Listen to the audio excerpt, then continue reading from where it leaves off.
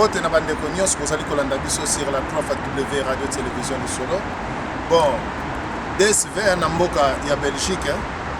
Bomoni bien awa tozana métro Amadou. Bino mo bozali komona Belgique yango yo. Toyaki manifestation.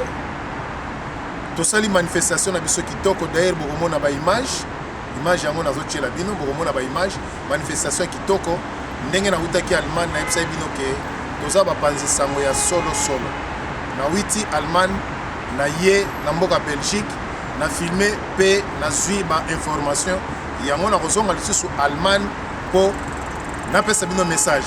Merci na bandeko nyonso bozali kolanda biso sur la 3W radio télévision Lisolo bolanda biso kaka toujours DSV ya bino.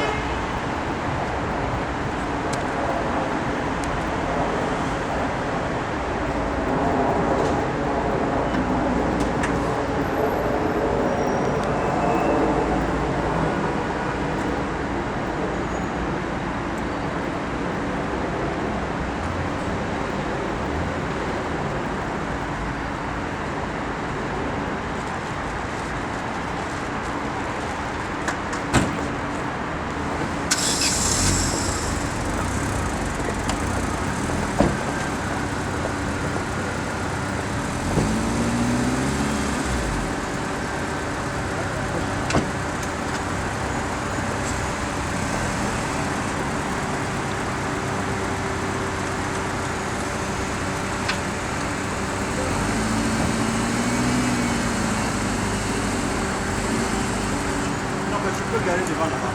Mais ici aussi. Non, mais là, tu veux garer devant là-bas. C'est mieux, Max. Comme ça, tu n'as pas.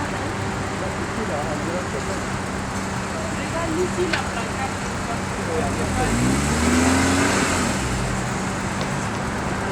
Ahí, ça. Madou. Catani, vete, hein? Oui, mais là-bas, il n'y a pas de problème. Je pense qu'il y a des problèmes.